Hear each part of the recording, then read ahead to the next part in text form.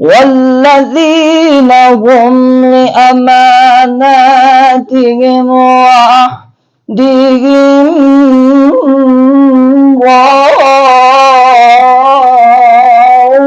راعون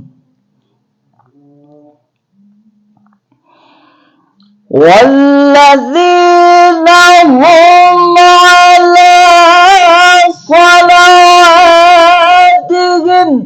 يحافظون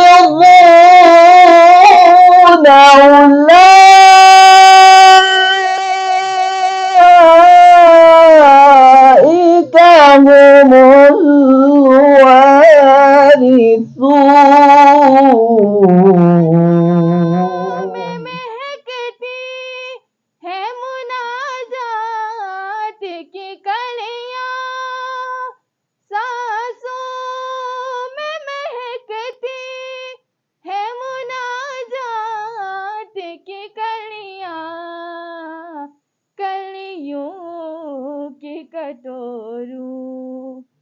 कलियों की कटोरू में तेरा नाम लिखा है इल्हाम मेरा तो भर गया दामन अता जाने खुदा जाने मेरा तो भर गया दामन अता जाने खुदा जाने बदन कर दूं मैं लेकिन मैं भाषण दान जफ का हूँ बदन कर दूं मैं लेकिन मैं भाषण दान जफ का हूँ मैं भाषण दान जफ का हूँ साहब इस बात को इंसान साहब इस बात को इंसान ने क्या जाने खुदा जाने मेरा तो भर गया दामन अता जाने खुदाउल्लज़ी ला इलाहा इल्ला हुवर रहमानुर रहीम अल मालिकुल कुद्दूसुस सलामुल मुमिनुल मुहैमिनुल अज़ीजुल जब्बार अल मुतकब्बिरुल खालिकुल बारिउल मुसव्विरुल गफ्फार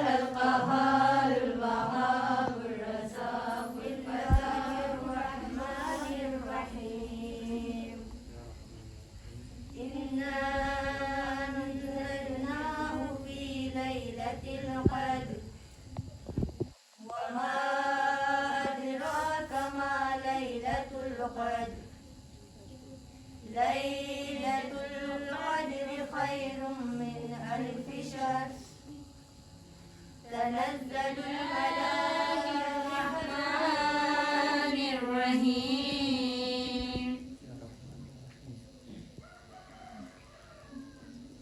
इन्ना अंज़लनाहु फ़ी लैलतिल क़द्र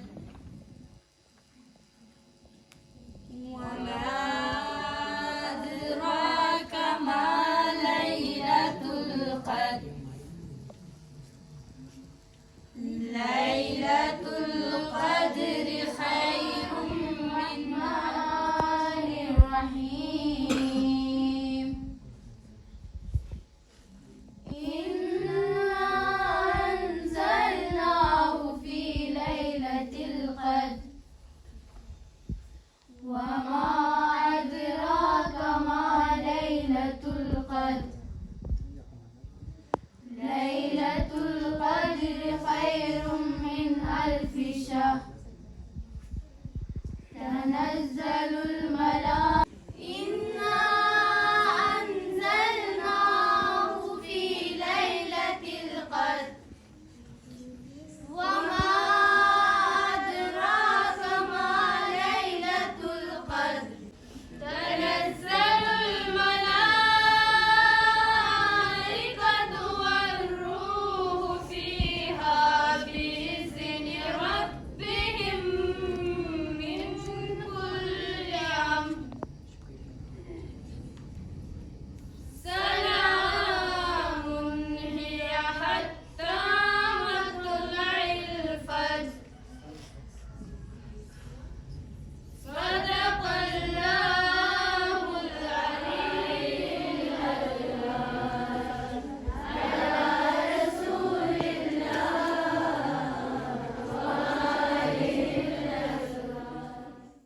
نعمتوں کا تذکرہ ہے. خصوصاً سورہ رحمان ہمیں ہماری توجہ کو مبذول کرانے کے لیے. دیکھیں، ایک تو نعمت ہے، ایک گننا، نعمت گننا الگ ہے. میرے کہنے کا مقصد یہ ہے کہ لوگوں کو تلقین کرنا چاہیے، تکرار کرنا چاہیے، بتا دینا چاہیے، واضح کرنا چاہیے. نعمتوں کا تذکرہ کرنا الگ ہے، لیکن اس کے بعد بار بار درمیان میں کہتے ہیں کہ فَبِأَيِّ آلَاءِ رَبِّكُمَا. اللہ، خدا کی کون کون سی نعمتوں کو جھٹلاؤ گے؟ خدا کی کون کون سی نعمتوں کو نظر انداز کرو گے؟ خدا کی کون کون سی نعمتوں کو بلاؤ گے؟ خدا کی کون کون سی نعمتوں کا انکار کرو گے؟ خدا کی یہ بار بار ہر نعمت کے بعد جو ہے اس آیت کا تکرار کرنا. یعنی جنہوں نے اس ادارے کو انتخاب کر کے آپ لوگوں کو اس ادارے میں بھیج دیا ہے، یہ والدین کی محبت اور یہ والدین کی فکر تربیت کا جناب علی ہمیں اس سے اندازہ ہوتا ہے.